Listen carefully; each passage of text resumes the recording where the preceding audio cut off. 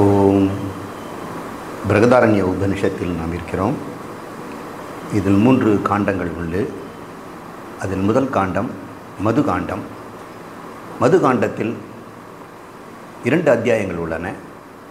அதில் முதல் அத்தியாயத்தில் நாம் இருக்கிறோம். முதல் அத்தியாயத்தில் 6 பிராமணங்கள் உள்ளன. பிராமணங்கள் என்பது மந்திரங்கள் அல்லாத உரைநடை பகுதியாக இருக்கக்கூடிய வேத பகுதிகள். அதில் 2வது பிராமணமாகிய சிசு பிராமணம் இன்று நாம் துவங்குகிறோம். இனி நாம் பார்க்க வேண்டியது மூர்த்த பிராமணம், மைத்ரேயி பிராமணம், மது பிராமணம், வம்ச பிராமணம் ஆகியவை. இப்பொழுது சிசு பிராமணத்தில் 2வது அத்தியாயம் 2வது பிராமணம். இதற்கு முன்னிருந்த பிராமணத்துக்கு பேர் அஜாதசத்ரு. அதில் அஜாதசத்ரு என்பவன் பாலாகி என்பவனுக்கு உபதேசம் தருவதாக வந்திருந்தது. அந்த அஜாதசத்ரு பிராமணத்தில் இறுதியிலே ஒரு பிரம்மத்தினுடைய இரகசிய பெயர் ஒன்று சொல்லப்பட்டது. அது சத்தியத்தின் சத்தியம், சத்தியஸ்ய சத்தியம் என்று சொல்லப்பட்டது. தமிழில் சத்தியத்தின் சத்தியம். இந்த 2 சத்தியம் என்று, சத்தியம் என்பது நமக்கு தெரியும், பிரம்மம். இப்போ பிரம்மத்தின் பிரம்மம்னு எப்படி சொல்ல முடியும்? அப்போ 2 சத்தியம் இருக்கிறதா? அப்போ 2 பேர் இருக்கிறாங்களா? யார் எதை சொல்கிறாங்க? இந்த சத்தியத்தின் சத்தியம் என்பது 2 சத்தியம் ஏன் சொல்லணும்? சத்தியம் ஒன்று தானே இருக்க முடியும் என்று சந்தேகம் வந்ததுனால இதை பிரமாணமாக எடுத்துக்கொண்டு தவறாக புரிந்து கொண்டு துவைத மதம் ஆரம்பிச்சிடுச்சு. விசிஷ்டாத்வைதமும் இப்போது இருக்கிறது. இந்த 2 குழப்பத்திற்கும் காரணம் இந்த சொல் தான், சத்தியத்தின் சத்தியம். எனவே இதை நாம் விளக்க வேண்டிய அவசியம் இருக்கிறதுனால இது எதை குறிக்கிறது? 2 சத்தியம் என்றால் கண்ணின் கண் அப்படின்னு சொல்கிறோம். இப்போ கண்ணின் கண்ணுன்னு சொன்னோம்னா என்ன அர்த்தம்? எப்படி புரிஞ்சு? 2 கண்ணுன்னு அர்த்தமா? இப்போ எது கண்? உண்மையிலே கண் என்கின்ற உறுப்பிற்கு பின்னாடி கண் என்ற சக்தியாக இருந்து ஒன்று அறிவது என்று புரிந்து கொள்கிறோம். உயிரின் உயிரே அப்படிங்கிறாங்க. ஒரு உயிரோடு இருக்குதுன்னு சொன்னால் அதுக்கு இன்னொரு உயிர் தேவைப்படுது. இப்போ அந்த உயிருக்கு இன்னொரு உயிர் தேவைப்படுமா அப்படின்னு வரிசை போகக்கூடாது. இப்போ இங்கே 2ஓடு நிறுத்தப்பட்டிருக்கிறது. உண்மையாக அத்வைத வேதாந்தப்படி சத்தியத்தின் சத்தியம் என்பதின் பொருள் என்ன என்று பார்த்தோம் என்றால், சத்தியம் 2 விதமாக இருக்கிறது. ஒரே சத்தியம்தான், பார்க்கும் கோணத்தில் அது வேற மாதிரி. நகையை பார்க்குறோம், அதில் தங்கம்னு பார்த்தோம்னா ஒரு சத்தியம் தெரியுது. அதை வடிவங்களாக கொண்ட ஆபரணமாக பார்த்தால் அதுவும் இருக்கிறது. எனவே அதுவும் ஒரு சத்தியம் சொல்கிறோம். அப்போ நகையின் சத்தியம் தங்கம் என்று சொல்கிறோம் இல்லையா? ஜனங்கள்லாம் நகை வாங்க தான் போகிறாங்க, தங்கம் வாங்க போகல. பானையை தான் வாங்க போகிறாங்க, மண்ணை யாரும் வாங்கிறதில்ல. இப்போ மண்ணை தான் அவர்கள் பானையை தான் அவர்கள் பொருளாக பார்க்கிறார்கள். அந்த சத்தியத்தின் சத்தியமாக மண் இருக்கிறது. நீங்கள் பயன்படுத்துகின்ற அனைத்து ஆபரணங்களின் சத்தியமாக தங்கம் இருக்கிறது. இப்போ நீங்கள் எதை சத்தியம் நினைக்கிறீங்களோ அந்த சத்தியத்திற்கும் ஒரு சத்தியம் இருக்கிறதுன்னு சொல்ல வேண்டியிருக்குது. அதனால தான் சத்தியத்தின் சத்தியம் என்று சொல்லுகிறோம். மண்ணை கொண்டு யாரும் எதுவும் பயன் செய்ய முடியாது. அது வேணால் செவராக கட்டலாம், பானையாக செய்யலாம், பொம்மைகளாக ஆகலாம், அப்புறம் அது பயனுக்கு வருகிறது. இப்போ மண் மட்டுமே சத்தியமாக இருந்தாலும் அதுக்கு பயன் வரணும்னா அது இன்னொரு வடிவத்தை எடுக்க வேண்டியிருக்கிறது. 2ம் சத்தியம்தானே. பானை சத்தியம் இல்லைன்னு சொல்ல முடியாது, ஏன்னா மண் அங்கே இருக்குது. மண் இல்லாத பானையை மட்டும் அசத்துன்னு சொல்லலாம், ஏன்னா அப்படி ஒரு பொருளே கிடையாது. மண்ணோடு சேர்ந்து தான் பானையை பார்க்க முடியும், தங்கத்தோடு சேர்ந்து தான் நகையை பார்க்க முடியும். அந்த சத்தியத்தோடு சேர்த்து தான் இந்த பயன்படுகின்ற நிலையும் பார்க்க முடியும். இப்போ சத்தியம் என்பது பயனுக்கு வராத நிலையில் சத்தியம்னு வச்சுக்குவோம். பயனுக்கு வந்துடுச்சுன்னா அதை விவகார சத்தியம்னு வச்சுக்குவோம். விவகாரத்துக்கு நீங்களே விவகாரம் இல்லாமல் வீட்டில் தனியாக இருக்கிறீங்க, இப்போ தான் மாத்திரம்னு சொல்கிறீங்க. ஆனால் விவகாரத்துக்கு வெளியே வந்த உடனே நீங்கள் ஏதோ ஒரு மனிதனாக மாறிடுறீங்க. டாக்டராகவோ அல்லது காலேஜ் டீச்சராகவோ அல்லது ஒரு விவசாயியாகவோ நீங்கள் மாறுறீங்க. ஆனால் தான் மாத்திரமாக வீட்டில் நீங்கள் படுத்து தூங்கும் பொழுது நீங்கள் சத்தியமாக இருக்கிறீர்கள். அது பாரமார்த்திக சத்தியம். எப்பொழுது நீங்கள் வெளியே வந்துட்டீங்களோ, விவகாரத்துக்கு வந்துட்டீங்களோ, 4 பேரோட பேச வந்துட்டீங்களோ, ஒரு பொருளை கையாள வந்துட்டீங்களோ, அப்பொழுது நீங்கள் விவகார சத்தியமாக இருக்கிறீர்கள். நீங்கள் மாறிட்டீங்களா? ஒரே சத்தியம்தான் இருக்கிறது. இதுபோல் பிரம்மம் என்பது தான் மாத்திரமாக இருக்கின்ற போது சத்தியம் ஞானம் அனந்தம் பிரம்மம் என்று பெயர். அது விவகாரத்துக்கு வந்ததுன்னா அதை பிராணன்னு இப்போ சொல்கிறாங்க. இந்த பிராணனை தான் சத்தியங்கிறோம். இந்த பிராணனாக இருக்கின்ற சத்தியத்தின் சத்தியம் பிரம்மம் அப்படின்னு சொல்கிறதுனால பிராணனின் சத்தியம் பிரம்மம், பிராணனின் சத்தியம் என்று சொல்லுவதற்கு பதிலாக சத்தியத்தின் சத்தியங்கிறாங்க. இப்போ பிராணனை ஏன் சத்தியம்னு சொல்கிறாங்க என்றதை இப்போ பார்ப்போம். பிராணங்கிறது என்ன சார்? பிராணன் இதெல்லாம் உங்களுக்கெல்லாம் தெரியும். சுவாச காற்றுக்கு பிராணன்னு பேர். ஆனால் இந்த இடத்துல அது அல்ல. இங்கே பிராணன் என்பது கண்களுக்கு புலப்படாத ஒரு வாயு. அந்த வாயு கண்களுக்கு புலப்படாத இருந்தாலும் கூட அதுக்கு வடிவம் இருக்கிறது. வடிவம் எடுத்துடுச்சுன்னா அதுக்கு நாடின்னு பேர். வடிவம் இல்லாமல் இருந்ததுன்னா அது வாயுன்னு பேர். இப்போ பிராணனுக்கு அதுக்கே மூர்த்தம் அமூர்த்தம், வடிவமாகவும் இருக்கும் வடிவம் இல்லாமல் இருக்கும். இப்போ மூர்த்தமாக இருப்பது எது? மூர்த்தம்னா வடிவம், மூர்த்தி அப்படின்னு சொல்கிறோம். வடிவத்தோடு இருந்ததுன்னா அது நாடி. ஆனால் அது வடிவம் இல்லாமல் அது வாயுவாக இருந்ததுன்னா அது அமூர்த்தம்னு பேர். இப்போ மூர்த்தமாக ரூபம் ரூபம் இல்லாததாகவும் வடிவம் வடிவம் இல்லாததாகவும் ஒரே பொருள் இருக்கிறது, அது பிராணன்னு பேர். அந்த பிராணனை பற்றி பல இடங்களில் நம்ம பேசியிருக்கிறோம். அதை நீங்கள் கேட்டு தெரிஞ்சுக்கங்க. இப்பொழுது சுருக்கமாக நான் சொல்கிறேன். இதற்கு உதாரணமாக போன வகுப்பில் கூட பஞ்சு மிட்டாயை பற்றி சொன்னேன். பஞ்சு மிட்டாய்ங்கிறது கண்ணுக்கு தெரிகின்ற மூர்த்தம். அதனுடைய பஞ்சு மாதிரி இழைகளை நீங்கள் பார்க்குறீங்க. ஆனால் அந்த இழைக்கு எதனால் ஆகப்பட்டது? இழை பார்த்தோம்னா அது இனிப்பால் ஆகப்பட்டது. அப்போ இனிப்பு, உங்களுக்கு இனிப்புன்னு சொல்கிறேன், நீங்கள் சொல்லுங்கள் இனிப்பை பற்றி வர்ணனை செய்யுங்கன்னா யாராலும் விளக்க முடியாது. இனிப்பு எப்படி இருக்குன்னா இனிப்பு எப்படி இனிப்பாக தான் இருக்கும் அப்படின்னு சப்பு கொட்ட தான் முடியுமே தவிர இனிப்பை யாரும் விளக்க முடியாது. ஆனால் அது விளக்க முடியாததுனால அது அமூர்த்தம்னு சொல்கிறோம். ஆனால் அது காட்டுங்கன்னு சொல்லும் பொழுது, பஞ்சு மிட்டாயாக காட்டும் பொழுது, ஓ இதுதானா அப்படின்னும்போது அது மூர்த்தம். இப்போ இனிப்பு வேறு பஞ்சு மிட்டாய் வேறையா? கிடையாது. இனிப்பு தான் இப்போ பஞ்சாக தெரிகிறது, பிராணன் தான் நாடியாக இருக்கிறது. இந்த இனிப்பை பஞ்சாக கொண்டு வந்தால் தான் நம்ம கையாள முடியும், அதை எடுத்து வாயில் போட முடியும். இனிப்பு கண்ணுக்கே தெரியாமல் இருந்தால் அது எப்படி பயன்படுத்த முடியும்? இப்போ இனிப்பு விவகாரத்துக்கு வரும் பொழுது ஒரு வடிவத்தை எடுக்கிறதுன்னு சொல்கிறோம். அதே போல் பிரம்மம், சத்தியம் ஞானம் ஆனந்தம் பிரம்மம் விவகாரத்துக்கு வரும்போது ஒரு ரூபத்தை எடுத்துக்கொள்கிறது. அந்த ரூபத்துக்கு பிராணன் அல்லது நாடின்னு பெயர். சரிங்க. இப்பொழுது ஒரு சின்ன விஷயத்தை உங்களுக்கு நான் சொல்ல வேண்டியிருக்கிறது.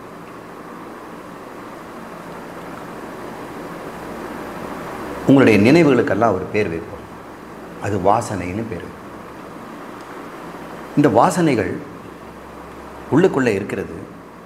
நீங்கள் கடந்த 20-25 வருஷமாக வாழ்ந்த வாழ்க்கையினுடைய அனுபவங்களும் உணர்வுகளும் உங்கள்கிட்ட வாசனையாக இருக்குது. அதன் அடிப்படையில் தான் நாளைக்கு நீங்கள் என்னென்ன செய்கிறீங்களோங்கிறது அதன் அடிப்படையில் தான் இருக்குது. இந்த வாசனையை நான் நீக்கிட்டேன்னா நீங்கள் புது மனிதனாக இருப்பீங்க. உங்களுக்கு எதுவுமே நினைவு இருக்காது. வாசனைகள் தான் ஒருத்தன் ஓவியனாகவும், ஒருத்தனை கலைஞனாகவும், ஒரு இசை கலைஞனாகவும், பாரதநாயக கலைஞனாகவும், ஒருத்தன் கட்டட கலைஞனாகவும், பேச்சாளியாகவும், அரசியல்வாதியாகவும், டாக்டராகவும் மாற்றுது. அவனுடைய நினைவுகள் இதெல்லாம் வாசனைகள். இதெல்லாம் உங்களுக்குள்ள மனசில் தேங்கி இருக்குது. அந்த தேங்கி இருக்கின்ற வாசனைகளுடைய ஒரு வெளிப்பாடு தான் அன்றைக்கி நீங்கள் பேசுகிறதும் அன்றைக்கி நீங்கள் செய்கிறதும்.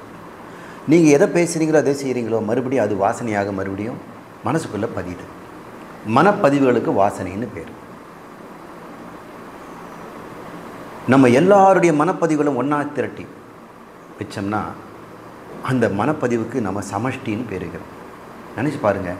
இப்போ மனிதர்களுடைய மனத்தை மட்டும் பார்க்கின்ற ஒரு மெஷினில் பார்த்தீங்கன்னு வைங்க, அப்போ மனப்பதிவுகளை மட்டும் நீங்கள் பார்க்குறீங்க. எல்லா வாசனைகள் இருக்குது.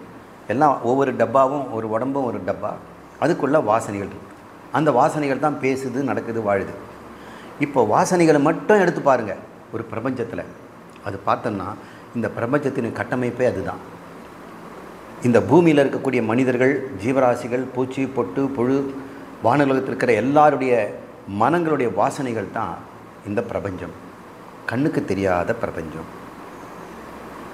அந்த பிரபஞ்சத்தை யார் பார்த்து அதை வழி நடத்துகிறாரா அவர் ஈஸ்வரன் பேர். அதுதான் பிரம்மம், அதுதான் சத்தியம். அந்த சத்தியத்தின் சத்தியமாக இந்த வாசனைகள் இருக்குது. அனைத்து ஜீவராசி வாசனைகளும் தான் அடுத்த நிமிஷம் இந்த பிரபஞ்சம் என்னவாக போகுதுங்கிறது நிச்சயம் பண்ணுது.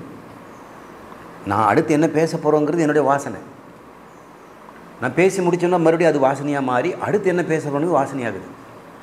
இப்போ ஒட்டுமொத்த மனிதர்களுடைய வாசனைகள் தான் அடுத்தடுத்த வினாடிகளிலே வெளிப்பட்டுக்கிட்டு. இன்னும் எதிர்காலத்தில் இருக்கக்கூடிய 1,00,000 வருஷத்துக்கு பிறகு இந்த பிரபஞ்சம் எப்படி இருக்குங்கிறது கூட இந்த வாசனை அடிப்படையில் தான் போகுது. இன்றைக்கி நீங்கள் இந்த பிறவி எடுத்து ஆணோ பெண்ணோ ஒரு குடும்பத்தில் வாழ்ந்துருக்கிட்டீங்கன்னா இதுக்கு காரணம் போன ஜென்மத்தில் இருந்த வாசனைகள் தான். இந்த வாசனைகள் தான் ஸ்தூலமாக ஒரு உடம்பையும் உலகத்தையும் உண்டாக்கிக்கிட்டே இருக்குது. அதில் நாம் செய்கின்ற கர்மங்களெல்லாம் வாசனையாக பயந்து அடுத்த வினாடியில் வரக்கூடிய உலகத்தை படைக்குது. அப்போ உலகத்தை படைக்கிறது வாசனைன்னா ஈஸ்வரன் யார்? ஈஸ்வரன் ஒட்டுமொத்த வாசனுடைய தொகுதி. அவர் பேர் ஹிரண்யகர்பர்னு பேர். சரிங்க, தனி மனித வாசனையோ அல்லது அனைத்து ஜீவனுடைய வாசனைகளெல்லாம் ஒன்றாக பார்க்கணுன்னா அது எப்படி பார்க்கணுன்னா அது பஞ்சு மிட்டாய் மாதிரி பார்க்கணும், நாடி பிராணனாக பார்க்கணும். அந்த ஒட்டுமொத்த நாடி பிராண தொகுதிகளை தான் நாம் மாயை என்று சொல்கிறோம். அதைத்தான் நாடி பிராணன் என்று சொல்கிறோம். அதுக்குத்தான் பிரகிருதி என்றும் பெயர். முக்குணங்களாக இருக்கக்கூடியதும் அதுதான், சத்துவ ரஜஸ் குணம். இது அத்தனையுமே சார்புடையது. எதை சார்புடையது? இப்போ நான் சொல்கிறேன். உங்ககிட்ட ஒரு வாசனை. இப்போ நான் பேசுறது முழுக்க ஈஸ்வர வாசனை. இப்போ ஜீவ வாசனை பேசுகிறேன். ஈஸ்வர வாசனைங்கிறது என்ன? எல்லாருடைய வாசனையும் சேர்ந்து ஒன்று பேர் ஈஸ்வர வாசனை. அப்போ ஈஸ்வரர் எதை வச்சு சிருஷ்டி பண்ணுறாரு? அவருடைய வாசனை வச்சு சிருஷ்டி பண்ணுறாரு. அவர் போன ஜென்மத்தில் என்ன, போன கல்பத்தில் என்னவாக இருந்தாரோ அதை வைத்துக்கொண்டு அடுத்தது பண்ணுறார். அவருக்கும் ஜென்மம் இருக்குது. ஒவ்வொரு முறையும் ஈஸ்வரன் தூங்கி விழிக்கிறார் அல்லது செத்து பிறக்கிறார் அப்படின்னு அவரும் நம்மளை மாதிரி ஒரு பிறந்து இறங்குந்து தோன்றுகின்ற ஒருத்தராக தான் இருக்கிறார். இப்போ வாங்க, உங்களுடைய வாசனைகள் என்ன என்று பார்த்தோம்னா நீங்கள் எதன் அடிப்படையில் பேசுகிறீங்களோ எதன் அடிப்படையில் செய்கிறீங்களோ அதுதான் வாசனை. எதன் அடிப்படையில் இதை சொன்னீங்க சார்னா என்னுடைய அனுபவத்தின் அடிப்படையில் அந்த அனுபவம் தான் வாசனை. எதன் அடிப்படையில் இதை செய்தீங்க சார்னா எனக்கு அனுபவம் இருக்குது, அது வாசனை. இந்த வாசனைகள் உன்னிடம் எப்படி இருக்குது அப்படின்னு பார்த்தோம்னா அதை நம்மளால் கண்டுபிடிக்க முடியாது. இந்த வாசனைகளை நாம் உருவகப்படுத்துவது தான் பஞ்சு மிட்டாய் உதாரணத்தை நான் சொன்னேன். நாடி பிராணனாக உன் தலையிலையும் உடம்பு முழுக்கும் அது நிரம்பி இருக்குது. அதுக்கு பேர் சூக்ஷ்ம சரீரம், லிங்க சரீரம்னு பேர். அதுதான் 19 பொருளால் ஆனதுன்னு சொல்கிறோம். ஏகோன விம்சதி அப்படின்னு நம்ம பேர் வச்சுருக்கிறோம். அப்படிப்பட்ட ஒன்று வாசனைகளில் இருந்து என்ன உண்டாகுதுன்னா எண்ணங்கள் உண்டாகுது. ஒரு வகையில் வாசனையும் எண்ணம் ஒன்று தான். பழைய பதிவுகளுக்கு வாசனைன்னு பேர். இப்போ உங்ககிட்ட என்ன வெளிவருதோ அதுக்கு எண்ணம்னு பேர். இப்போது என் மனதில் தோன்றுகின்ற ஒரு எண்ணத்திற்கு எண்ணம்னு பேர் வச்சுருக்கிறோம். ஆனால் அதுக்கு முன்னாடி எங்கே இருந்ததுன்னா அது வாசனையாக இருந்தது. இப்போ வாசனை வேறு எண்ணம் வேறு இல்லை. வாசனைகள் எல்லாம் பல கோடி எண்ணங்களுடைய தொகுதி. அது ஒவ்வொரு எண்ணமும் இங்கே வெளிவருகிறது. ஒரு பொருளை பார்த்த உடனே ஒரு எண்ணம் உங்ககிட்ட தோன்றுது. அது இது என்ன, இந்த பொருள் இதுதான், இந்த பொருள் அதுதான்னு கண்டுபிடிக்கிறீங்க. அந்த கண்டுபிடிக்கிறதே வாசனையிலேருந்து தான். வாசனை இல்லாதவனுக்கு ஒரு பொருளை காட்டினா அது என்னன்னு தெரியாது. வாசனை இருக்கவனுக்கு ஏற்கனவே பார்த்த நினைவு இருக்குதுனால அந்த வாசனை மூலம் இதுன்னு சொல்லுகிறான். இப்போ வாசனைகள் ரொம்ப ரொம்ப முக்கியம். சரி, இந்த வாசனைகள் நாடி பிராணனாக இருப்பதனாலும் ஒரு பொருளாக இருப்பதனாலும் உங்களால் பார்க்க முடியும். பாருங்கள், உங்கள் எண்ணத்தை நீங்கள் பார்க்குறீங்கல்ல, நீங்கள் ஏதாவது சிந்தித்து பாருங்கள். அந்த சிந்தத்தை உங்களுக்கு தெரியுதா இல்லையா? அந்த பார்க்கிற ஒன்று தான் பாரமார்த்திக சத்தியமாகிய ஆத்மா அல்லது பிரம்மம். அந்த எண்ணமாக வருகிறது தான் இந்த வாசனைகள். அது நாடி பிராணன். இப்போ சொல்லுங்கள், உங்கள் கிட்ட நாடி பிராணங்கள் இருந்து கொண்டு இருக்கிறது. அது எதனால் இருக்கிறது? எங்கிருந்து வருது? வாசனை. வாசனை இருக்கிறது எங்கே இடம் தருது கேட்டோம்னா, இப்போ ஒரு உதாரணம் சொல்கிறேன். இந்த வாசனைகளெல்லாம் வாயுவாக வச்சுக்கோங்க. இந்த வாயு இருக்கிறது இடம் தரணும் இல்லை, ஆகாயம். அந்த ஆகாயம் தான் உங்களுடைய சைதன்யம். அப்போ ஆகாயம் என்கின்ற சைதன்யத்தில் வாயுகள் நிரம்பியிருந்து அங்கே இங்கோ அலைபாய்வது போல உங்களுடைய சைதன்யத்தில் உங்களுடைய வாசனைகளெல்லாம் வாயு ரூபமாக நாடி பிராணங்கிற வாயுவாக சுழன்றுக்கிட்டு இருக்குது இல்லையா? அதுதான் எண்ணங்கள். அது என்ன எண்ணம் வரணும், எது காற்று வீசணுங்கிறது உள்ளுக்குள்ளே இருக்கிற வாசனைகளிலிருந்து வரும். அப்போ எங்கே இருக்குது வாசனைனா உங்கள் சித்தத்தில் அது மண்டி கிடக்கிறது என்று புரிஞ்சுக்கணும். இது தான் ஒரு முன்னிறை. எதற்காக இந்த முன்னிறை சொல்கிறேன்னா, நீங்கள் தனிமையில் அமர்ந்து தியானம் செய்யும் பொழுது உங்களுடைய சைதன்யம் சாட்சியாக இருந்து உங்கள் எண்ணங்களை பார்த்து கொண்டிருக்கிறது. அந்த எண்ணமாக இருப்பது நாடி பிராணன், அதை சாட்சியாக பார்ப்பது பிரம்மம் அல்லது ஆத்மா, அதுதான் சைதன்யம். இப்போ ரெண்டு இருக்குது இல்லையா, சைதன்யம், பிராணன்.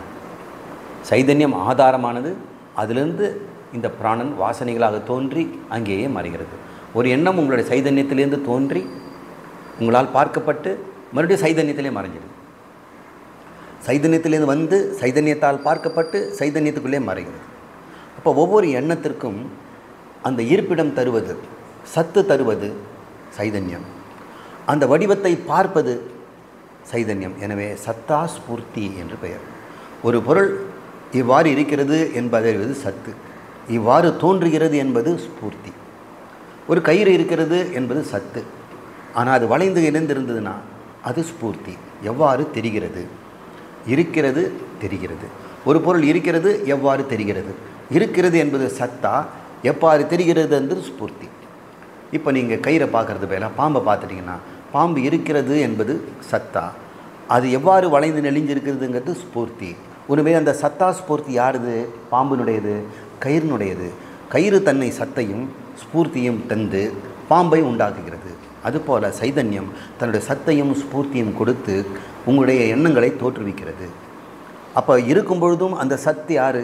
சைதன்யம் தான். அந்த ஸ்பூர்த்தி யார்? அந்த எண்ணங்களை பார்ப்பதும் சைதன்யம் தான். அந்த சத்தா ஸ்பூர்த்தி யாருடையது? சைதன்யத்தினுடையது. அது மறைந்த பிறகு எங்கே போகும்?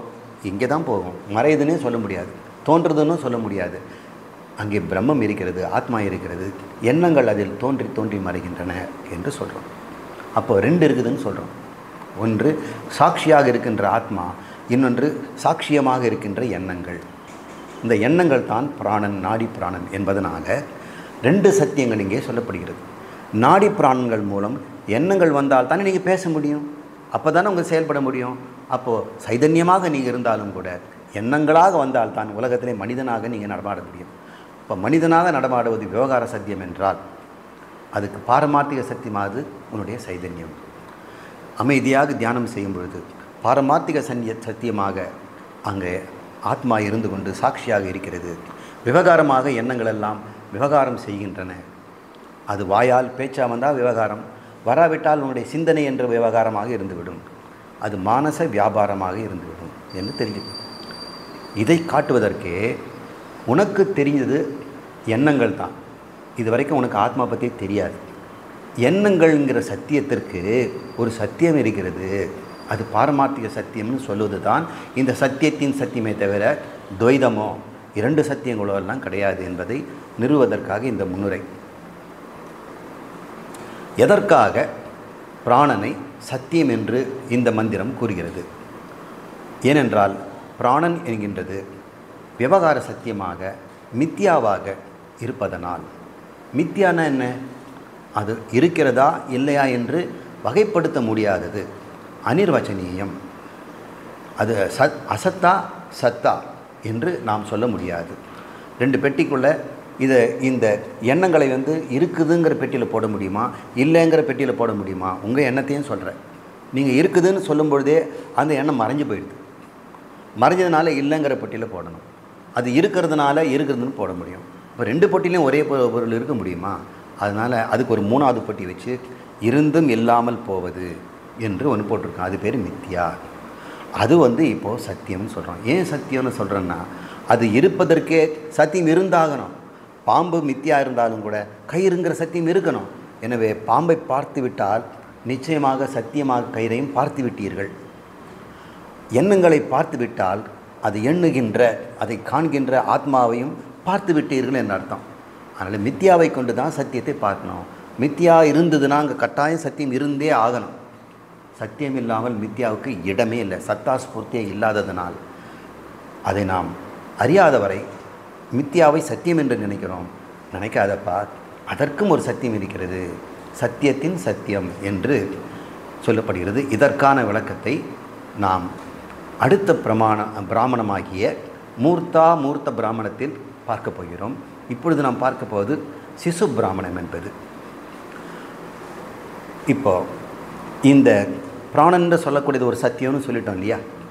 ஏன் அது மந்திரம் அது மித்தியான்னு சொல்லாமல் சத்தியம்னு சொல்லியிருந்து நேரடியாக சொல்ல மித்தியாவின் சத்தியம்னு சொல்லியிருக்கலாம். ஏன் சத்தியத்தின்னு சொல்லியோம்னா, அந்த சத்தியத்தை அந்த மந்திரமே விளக்குது. சத்தியங்கிறது மித்தியா தான், சொல்கிறேன் கேளு அப்படின்னு சொல்லு. அதில் சத்தியத்தை சத் என்றும் தியத் என்றும் பிரிக்கணுமா. அந்த சத் என்றால் வடிவமுடையது நாடி, தியத் என்றால் வடிவமற்றது பிராணன் அப்படின்னு அதுவே சொல்லுது.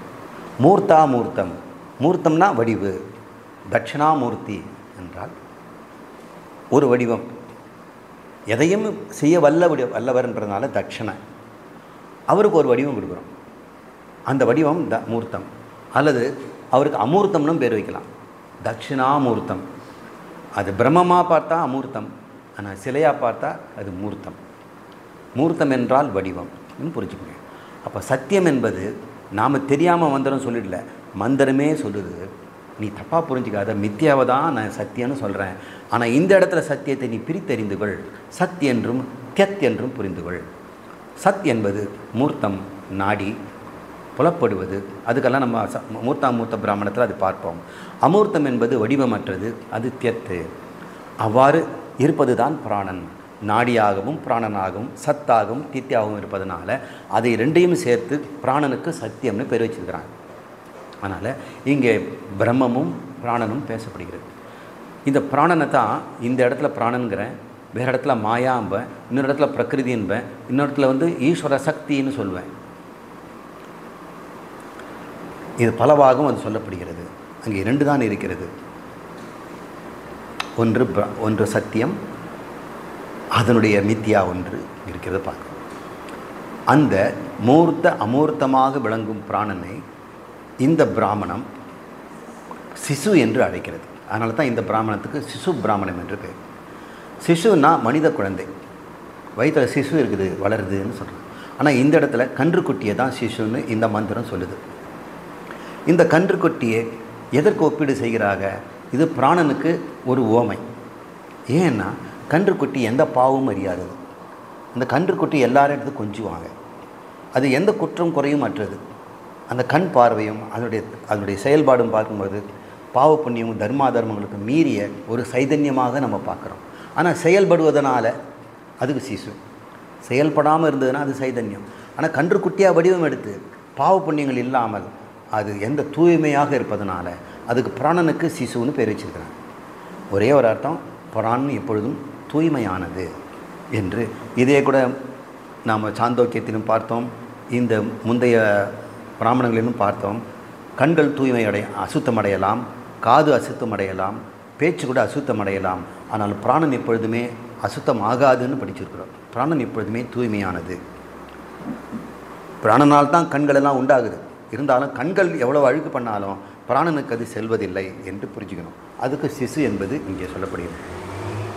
புலன்கள் அசுத்தமாயினும் அவற்றின் கட்டமைப்பாகிய பிராணன் எப்பொழுதும் சுத்தமே என்பது காட்டுவதற்காக இந்த சிசு பிராமணம். புலன்கள்ங்கிற என்ன என்று, கண்ணுங்கிறது வெளியே இருக்கக்கூடிய மாமிசக்கண், காதுங்கிறது வெளியே தெரிகின்ற மடல். ஆனால் இந்த கடல் இதுவே காதாயிடாது. இதுக்குள்ளே கேட்கும் சக்தி ஒன்று இருக்கிறது. கண்ணுக்குள்ளே ஒரு பார்க்கின்ற சக்தி இருக்கிறது, வாய்க்குள்ளே பேசுகின்ற சக்தி இருக்கிறது. வெறும் வாயை பார்த்து ஒரு பெரிய பேச்சாளர்னு சொல்ல முடியாது. அவருக்கு உள்ளுக்குள்ளே பேசும் சக்தி இருக்கணும். காது இருப்பதனாலேயே மிக அழகான கம்மல்லாம் போட்டிருந்தாலும் அவர் காது கேட்கும்னு சொல்ல முடியாது. அவருக்கு காது கேட்கும் சக்தி உள்ளே இருக்குது. அந்த கேட்கும் சக்தி, பார்க்கும் சக்தி, பேசும் சக்தி என்ற இந்திரிய சக்திகள் எல்லாம் பிராண நாடியால் செய்யப்பட்டது. அது செய்யப்பட்டது பிராணனால் தான். ஆனால் அது ஒழுங்காக வேலை செய்தான்னா அது அசுத்தத்துக்கும் போகும், சுத்தத்துக்கும் போகும். ஆனால் பிராணன் அதனால் அழுக்கடிவதில்லை என்று புரிஞ்சுக்கணும். புலன்களும் நாடி பிராணன் தான். நாடி பிராணன் ஒரு விவகார சத்தியம். அப்படின்னா பாரமார்த்திக சத்தியம் எது? அது சைதன்யம், பிரம்மம், உங்களுடைய ஆத்மா. அப்போது உங்களுடைய விவகார சத்தியம் எதுன்னு பார்த்தோம்னா உங்களுடைய எண்ணங்கள், வாசனைகள் என்று புரிஞ்சுக்கணும். மூன்றாவது, இந்த சிசு பிராமணத்தில் இருக்கின்ற உபாசனையினால் உங்களுக்கு என்ன கிடைக்கும்? இது ஒரு உபாசனை சொல்லித்தரப்போது. கண்களை உபாசனை செய்வது, தலையே உபாசனை செய்வது, பிராணனை உபாசனை செய்வது. முதல்ல பிராணனை பற்றி விளக்குது, பிராணன் எப்படிப்பட்டதுன்னு விளக்குது.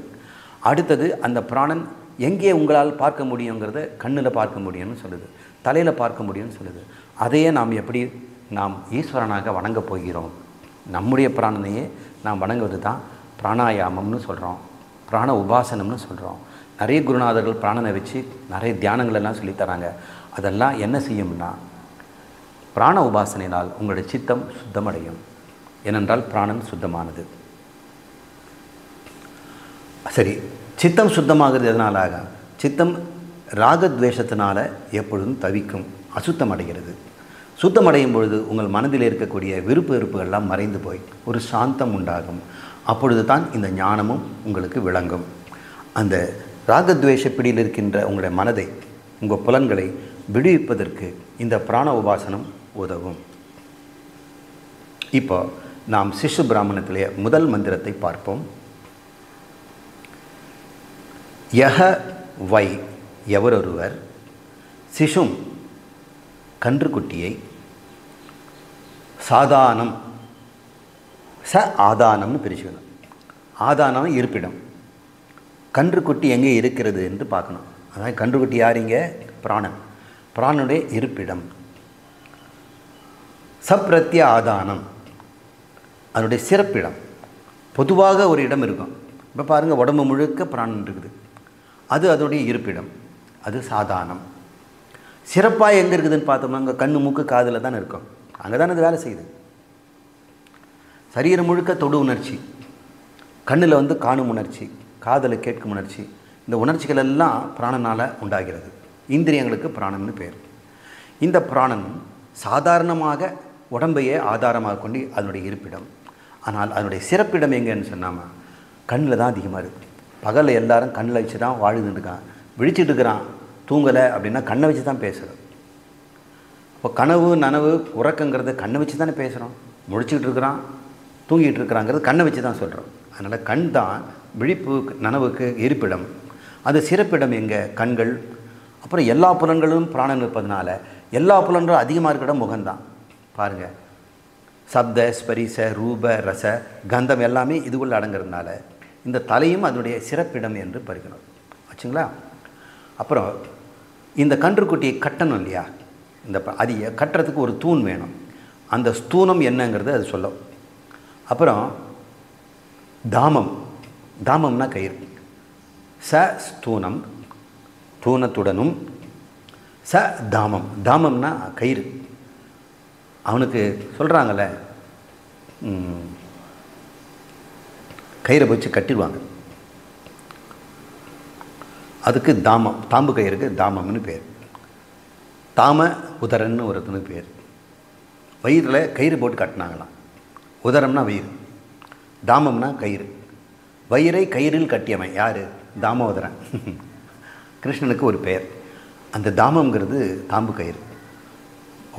இந்த பிராணனுக்கு இருக்கின்ற இடம் உடம்பு, சிறப்பான இடம் தலை. அது கட்டப்படுவது தூண் எது, அது கட்டுகின்ற கயிறு எது என்று எவன் ஒருவன் அறிகிறானோ வேத,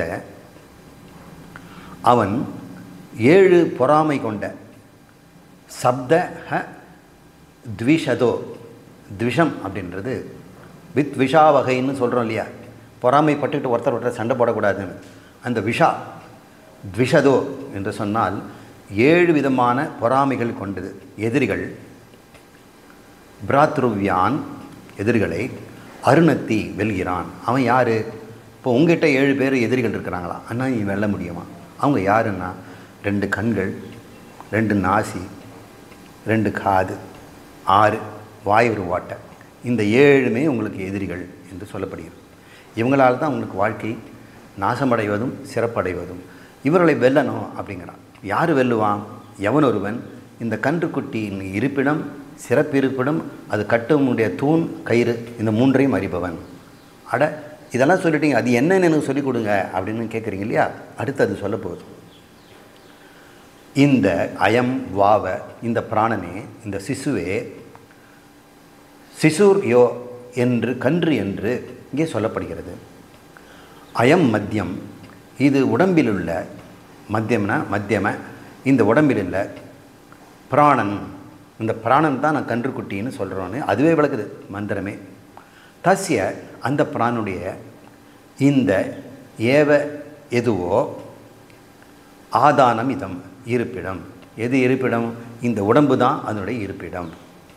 சிறப்பிடம் எதுங்க? பிரத்யாதானம் எது?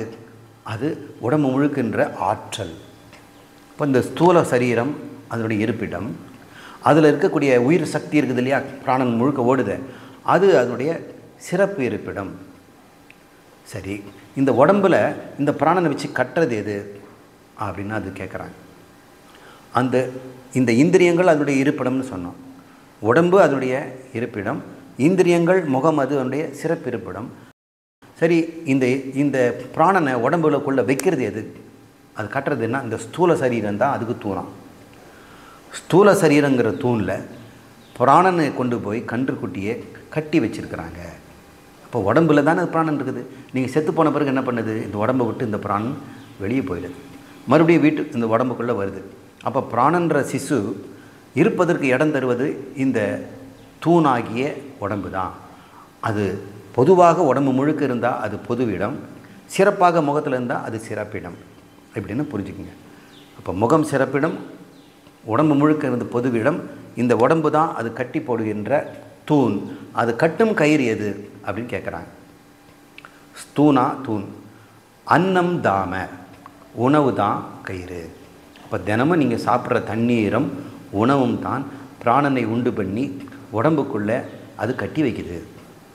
ஒருவேளை நீங்கள் உணவையும் தண்ணீரை நிறுத்திட்டீங்கன்னா இந்த பிராணன் உடம்பை விட்டு வெளியே போயிடும். தண்ணீரும் உணவும் தான் அப்படின்னு இது சொல்கிறது. இவ்வாறு எவன் அறிகிறானோ அவன் 7 விதமான பாவங்களை செய்கின்ற புலன்களிலிருந்து அவன் விடுபடுகிறான் என்று மனம் சுத்தமடைகிறது என்று பார்ப்போம். ஏன்னா இந்த பிராணன் சிசு, கன்றுக்குட்டி, தூய்மையானது. அதை நீங்கள் நினச்சி பார்த்தோம்னா உங்களுடைய மனமும் உங்களுடைய அந்த கரணமும் தூய்மையான பிராண வடிவம். அந்த பிராணனுடைய ஆதாரம் எது? சாட்சாத் உங்களுடைய ஆத்மா, பரபிரம்மம், சைதன்யம்.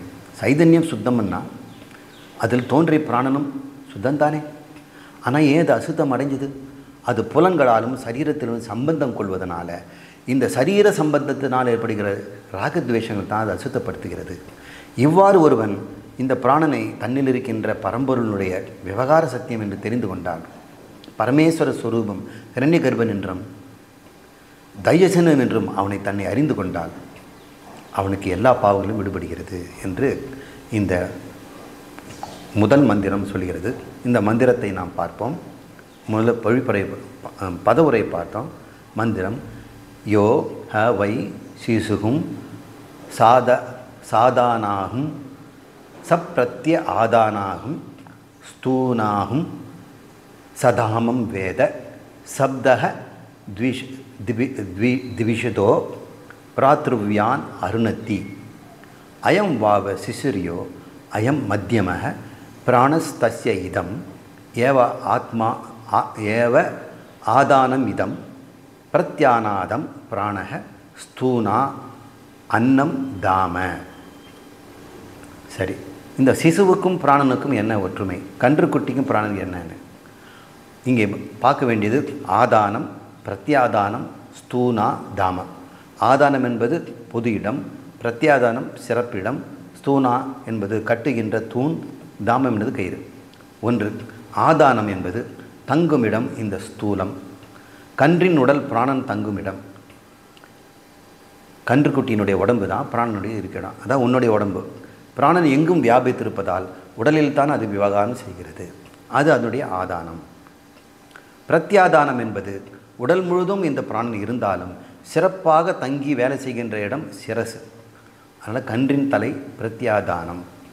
இந்த கன்றுக்குட்டி கட்டுற இந்த தூண் இருக்குது, அது என்ன? அந்த கட்டு கம்பம் உடலின் பலம் அல்லது உயிர்ப்பு சக்தியை பிராணனை கட்டி வைக்கும் தூண். சரி, அந்த சக்தியை கொடுப்பது எது? அது தாம. கட்டும் கயிறு இந்த உடம்புக்குள்ளே கட்டி வைக்கிறது. தண்ணீரும் உணவும் பிராணனை உடம்பில் கட்டுகின்றன. இந்த பிராண உபாசனை செய்வதற்கு இந்த 4ம் ஆலம்பனங்கள். உபாசனை செய்வதற்கு ஆலம்பனம்னு ஒன்று வேணும் இல்லையா? கற்பனை செய்கிறோம். நம்ம ஹிரண்ய கர்ப்பனையோ பரமேஸ்வரனையோ பார்க்கணுன்னா அது கன்றுக்குட்டியாக பார்த்து அதில் இருக்கின்ற தலையும் உடலும் அதில் சுற்றுகின்ற பிராணனையும் அதுக்கு அன்ன ஆதானங்கள் நம்ம கொடுக்கணும் இல்லையா? இதெல்லாம் நீ நினைத்து பார்த்து உன்னிலும் பார்த்து பரமேஸ்வரன் தான் அத்தனையும் என்று பார்ப்பது, இது ஒரு தியானம். அடுத்த மந்திரம், இனிமேல் அடுத்த கூட இப்போ ஒரு முதல் மந்திரம் பார்த்துருக்குறோம். அதில் தலையை மட்டும் வைத்து உபாசனம் செய்வதை சொல்லும். அப்புறம் கண்ணை மட்டும் வைத்து உபாசனம் செய்வதும் சொல்லும். இதற்கு எதற்காக இந்த உபாசனை சொல்லப்பட்டிருந்தால், இந்த பிராணனை போக சாதனமாக பயன்படுத்தக்கூடாது. இந்த பிராணசக்தியினால் உடம்புக்கு உயிர் கிடைக்கிறது, புலன்களுக்கு அறியும் சக்தியும் கிடைக்கிறது, உணரும் சக்தியும் கிடைக்கிறது, மனசிற்கு புரிந்து கொண்டு உணர்ந்துகின்ற சக்தியெல்லாம் கிடைக்குது. ஆனால் இந்த பிராணன் தூய்மையாக இருந்தாலும் நீ எப்படி பயன்படுத்துகிற? நீ போகத்திற்கு பயன்படுத்தின, இன்பத்திற்கு பயன்படுத்தாதே, அதை தியானம் செய்து உன்னை தூய்மை செய்வதற்கு பயன்படுத்துக்க, தியான சாதனமாக பயன்படுத்து அப்படின்னு. இப்போ கண்ணை எது ஒன்றா பயன்படுத்தலாம். புத்தகம் படித்து ஒரு டாக்டராகவோ ஒரு பிஹெச்டி ஸ்காலராகவோ மாறலாம். அல்லது கண்ணை பயன்படுத்தி வீடியோ கேம் விளையாடிட்டு பொழுதுபோக்கிட்டும் வாழ்க்கையை வீணடிக்கவும் செய்யலாம். காதை கேட்டு இந்த மாதிரி உபநிஷத்துக்களை புரிந்து கொள்வதற்கும் பயன்படுத்தலாம். அல்லது வம்பெடுக்கிறது கேட்டுக்கும் பயன்படுத்தலாம். இப்போ இந்த புலன்களையும் அறிவையும் பிராணனை, அது பொத்தும்பா பிராணன் எடுத்துக்கிட்டோம்னா, உன்னுடைய விவகாரத்தை போகத்திற்கு பயன்படுத்தாதே, உன் விவகாரத்தை முக்தி அடைவதற்கு சாதனமாக பயன்படுத்து என்பது தான் இந்த உபாசனையுடைய நோக்கம். பிராணனை சுத்தமாக பார்த்தால் மனமும் சுத்தமாகும். அடுத்ததை நாம் விழிகளின் மீதான உபாசனம் 2வது அடுத்த வகுப்பில் நாம் பார்ப்போம்.